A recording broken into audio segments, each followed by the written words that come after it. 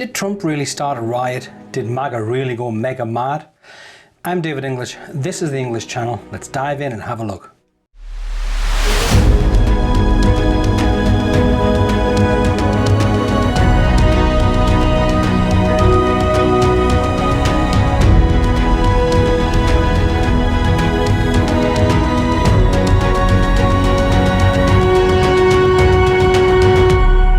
Welcome back folks to another episode of the English Channel.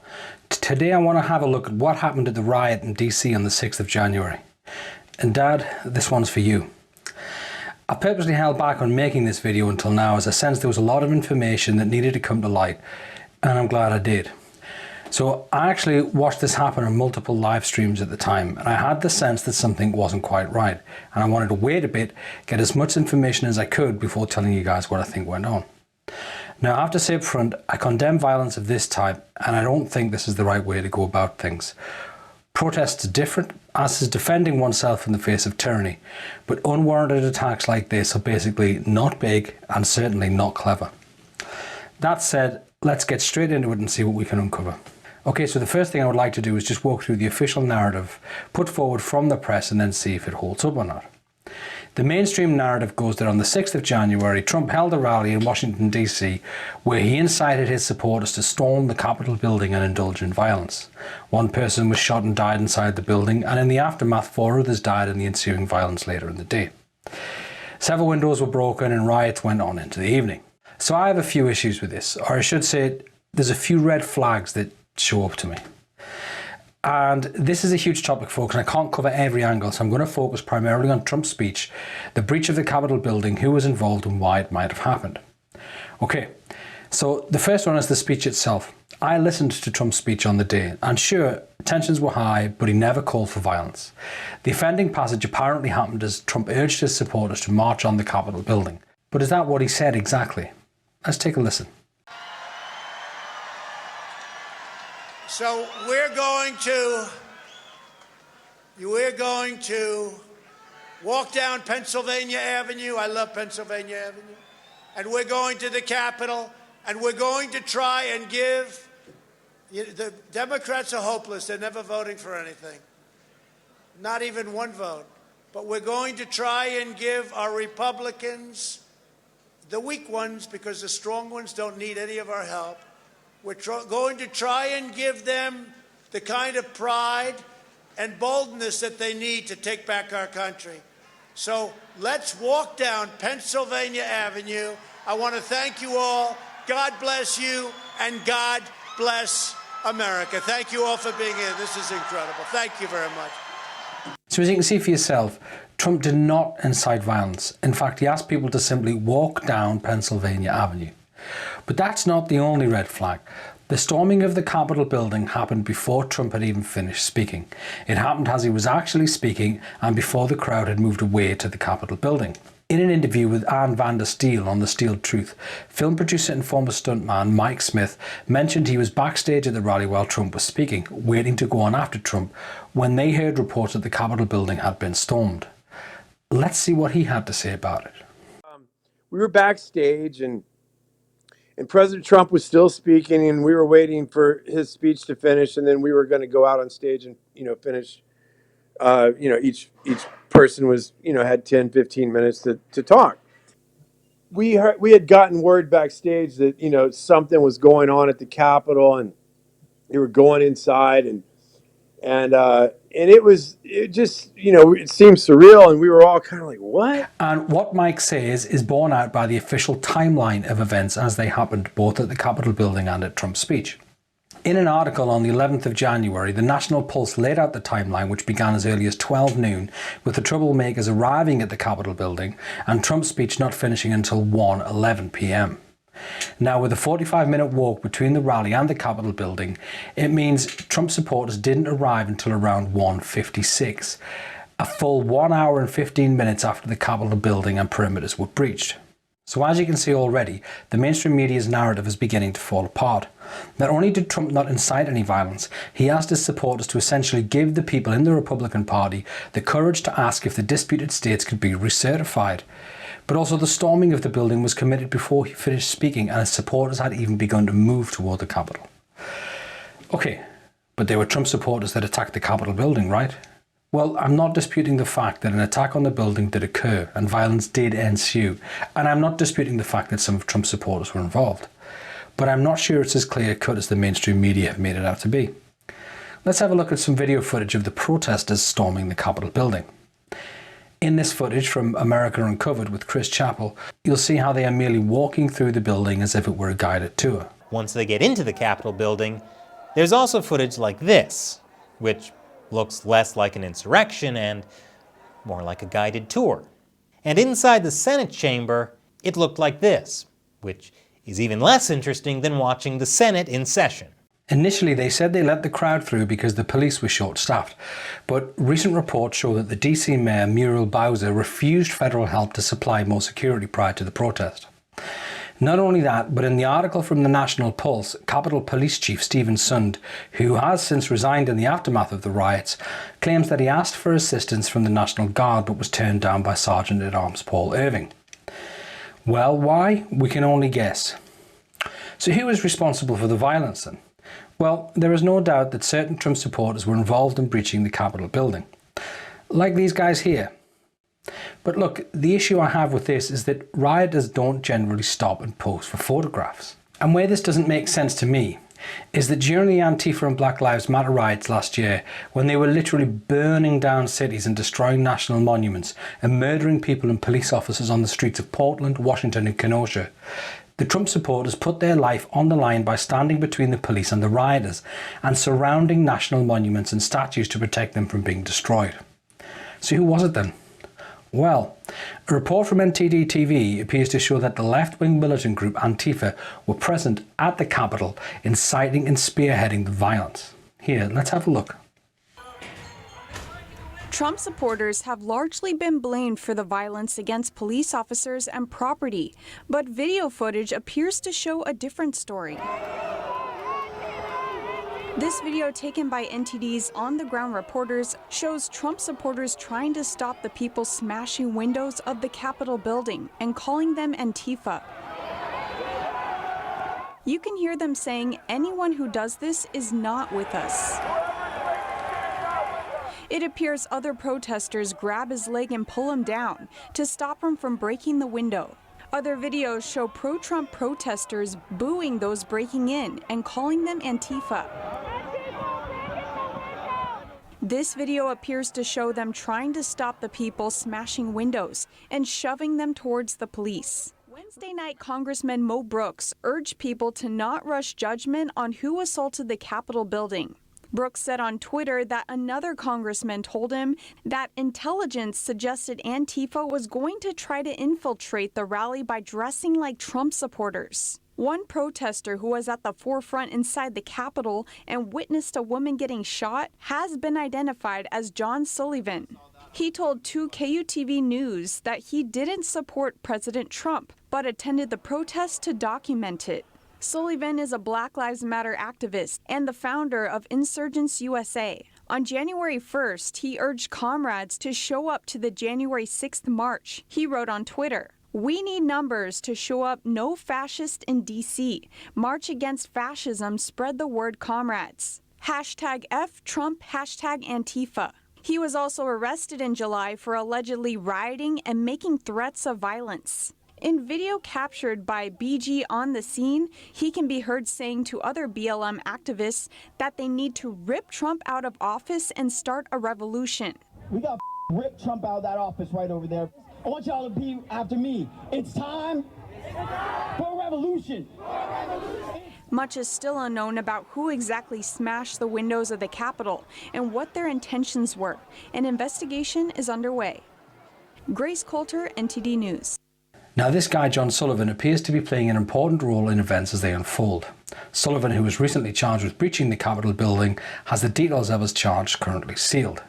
But as the evidence begins to mount and early reports coming out of the FBI suggesting this was a coordinated event that was planned well in advance, why all the fuss and why the rush to impeach Trump?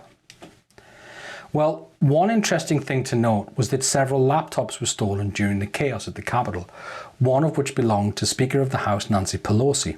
And many are speculating that her rush to impeach Trump, and worse, is to do in part that she is frightened about what may be revealed from the contents of said laptop.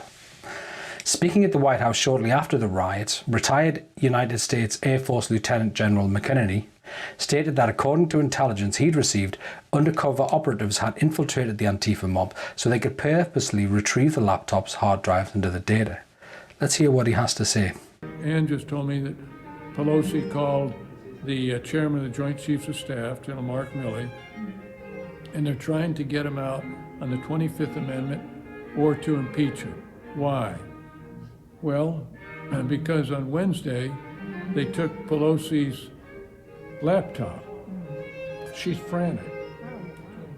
There were some people in there that were special forces mixed with Antifa, and they took her laptop and they have that data. So you'd say, well, look, you only got 12 days or whatever it is till the 20th. Why worry about it? Just let them go out. No, they are terrified because they have that data. I believe they also have a source that is talking like a songbird. And the president is going to spring that person on us, so it will completely change, because it is someone that has said, I'm not going to do this. This is treason. Remember, this is treason, high treason. So what on earth is going on then? Well, if we take a look at the website for Antifa.com, we can begin to get a clue. If you type in www.antifa.com, it takes you straight to the Joe Biden and Kamala Harris official campaign website. You seriously cannot make this up. A URL for a violent terrorist group directs you straight to the campaign page for the supposed new president. In the documentary America Under Siege, Antifa, conservative author Trevor Loudon explains that Antifa is very closely tied to the Democratic Party and are essentially to the Dems what the brown shirts were to Hitler and the Nazi Party, and have links to the far-left extremist group By Any Means Necessary. Loudon also explained that By Any Means Necessary were an outgrowth of the Trotskyist Revolutionary Workers' League, a hardcore communist organisation. So given that this was a pre-planned attack and that the Democratic Party, Joe Biden and Antifa are all inextricably linked, it appears that this is the US equivalent of the burning of the Reichstag. Now, for those who don't know, the burning of the Reichstag was an event in 1933 where the German Parliament building was burned down, allegedly by communists. But the incident was used by Hitler to convince the German government that they were under attack from communists and greater powers were given to Hitler. It is seen as a pivotal moment in the establishment of Nazi Germany and widely seen by many in retrospect to have been Hitler's brown shirts who actually committed the arson. And in the raft of events that followed, with the excommunication of President Trump from virtually every social media platform, news networks refusing to carry his speeches, banks allegedly turning their back on him and his family, senators talking about rounding up Trump supporters and re-educating them through thought reform, and Congress moving at lightning speed to minimize him and remove his legacy, it would seem that this is in fact so. But surely the media wouldn't be a part of that. Well, you would hope not, wouldn't you? But according to recent reports, again in the National Pulse, most of the major networks have been in receipt of private dinners and privately sponsored trips to China by the CCP front organisation China United States Exchange Foundation in a bid to seek favourable coverage for the CCP. And given the fact that the CCP literally financed the Biden family and is running against Trump, who they hate, I can't really see them playing fair, can you? But when you deny a man the right to speak, you are not afraid of what lies he might say, but of what truth he might tell. So what truth are they afraid of them? In the wake of the November 3rd election, Executive Order 13848 of Foreign Interference into the US election came into effect. One stipulation of the executive order was that a report must be delivered to the President no later than 45 days after the date of the election. The report, carried out by Director of National Intelligence Dan Ratcliffe, was supposed to be delivered by mid-December, but due to slow walking by offers in the intelligence community was delayed till after the certification date on the 6th of January. According to one source, this was so Congress could certify Joe Biden, knowing full well that it was not legal as he was illegitimate, but later claimed plausible deniability as the report had not been delivered. According to DJHJ Media, the report was delivered to Congress on Thursday the 7th of January, but was conveniently lost in the mass hysteria and condemnation of Trump in the wake of the riots. Why would they do this? In a letter accompanying the report, Ratcliffe wrote, It's clear to me that different groups of analysts who focus on election threats from different counties are using different terminology to communicate the same malign actions.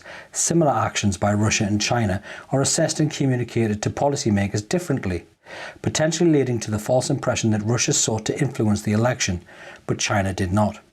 He also went on to say, "We're going to have to wrestle with the issue outlined in this report and the revelation that our own internal umpire basically said Ratcliffe was right, and some of our career people, even CIA management, were politicising China intelligence."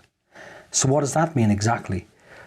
Well, Department of Justice reporter for the Washington Examiner, Jerry Dunleavy, wrote, "Politicization problems exist in the US spy agency assessments on foreign influence in the 2020 US election, including analysts who appeared to hold back information on Chinese meddling efforts because they disagreed with the Trump administration's policies, according to an intelligence community inspector." This was backed by Barry Zaloff, an analytic ombudsman and intelligence official. In a report issued to the Senate Intelligence Committee on Thursday the 7th of January and obtained by the Washington Examiner, Zaloff said, "Given analytic differences in the way Russia and China analysts examined their targets, China analysts appeared hesitant to assess Chinese actions as undue influence or interference.